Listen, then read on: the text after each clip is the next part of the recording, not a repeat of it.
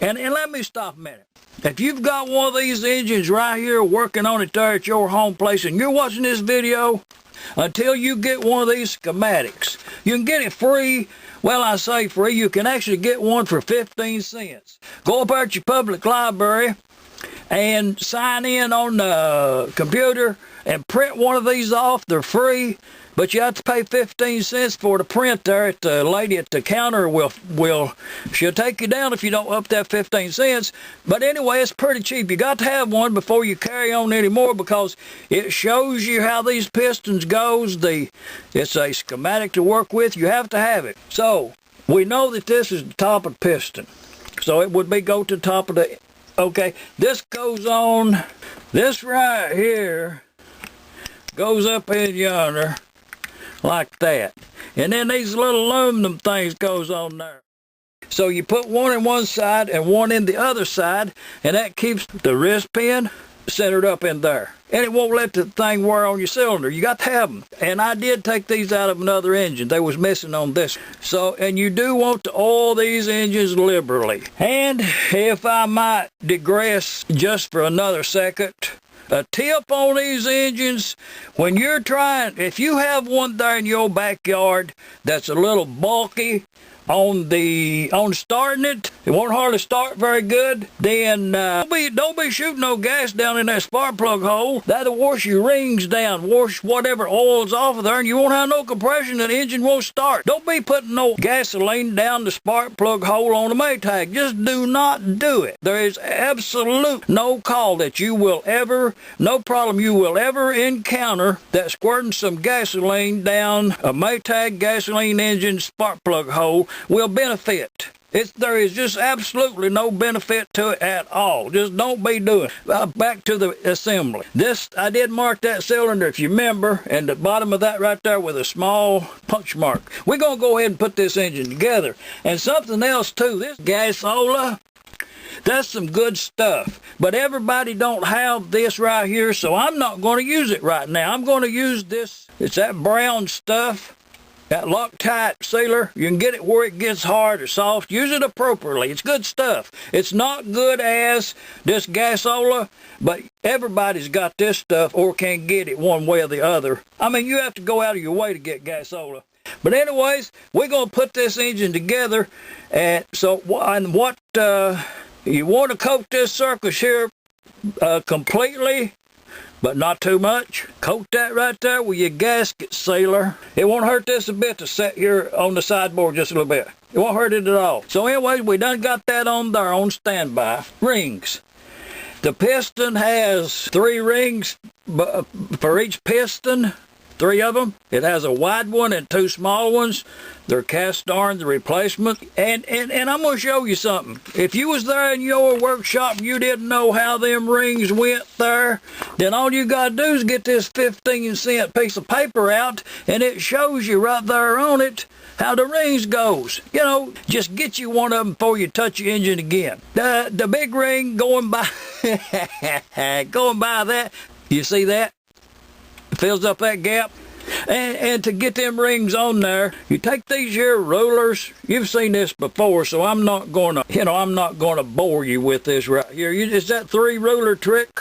You know, you put that on there like that, and you put that up there like that. Put that down on there, and use the wide one up there. And when you press down on that, it'll slide right down there where you're supposed to have it, and you can let go of it, pull that out of there, and pull that out of there. Okay, now we got that one on there. Easy enough. The next one, you don't have to go through that because it goes in the top ring. And just go ahead and put both of them on there in that one groove. Okay, see right there, we've installed that set of rings. That's a good looking piston too. I'm going to start oiling everything because you can't get too much oil on a Maytag. Oil in yonder, in that hole yonder. I mean, we're going to oil this engine some more even later. But this is where you really would like a lot of oil. And you're going to have to do this again, so just remember it as you go and wipe everything down with oil. Anytime you think that you didn't put no oil there, squirt some on it. So we got that there. I did put some oil in there, put that in there, turn it around a little bit. the piston, and that goes towards the top. Now y'all watching this, I'm just telling you how easy it is.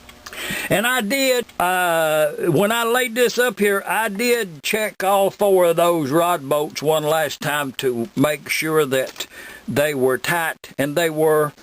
The rings, you want the big one kind of opposite of where the groove is at, not up or down. Also, the same applies to the other one. And you want the bottom one with the gap open completely over yonder, just opposite. See, that wasn't. It needs to be twisted around to get that gap completely on the other side over yonder somewhere. That's the correct procedure. 1 set of rings installed on a Maytag.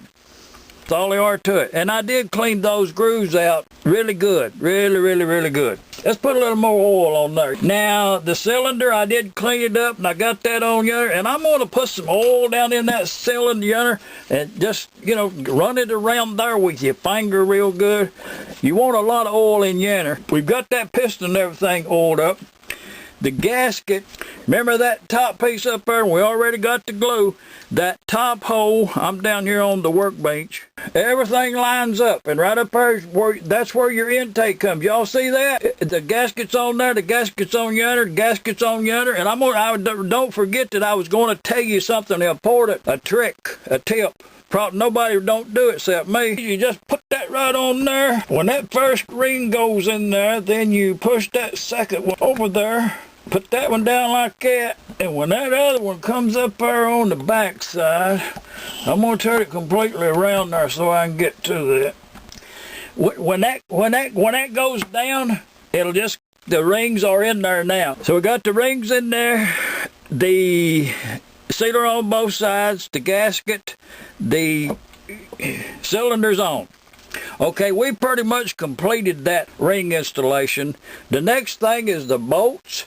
And the bolts on this particular engine right here were all marked with this 1 on there. They didn't have the 30 as the later models did. And little things like that really matters. If you don't have them there at your workshop, you're going to have to make the decision sooner or later. My advice, just to everybody, don't be using no cadmium plated bolts on these old engines. Some of you all have got some real nice engines. You take them to shows. When someone walks up to look at your engine, the first thing they see is a big old cadmium bolt sticking up there. Just kind of think about it.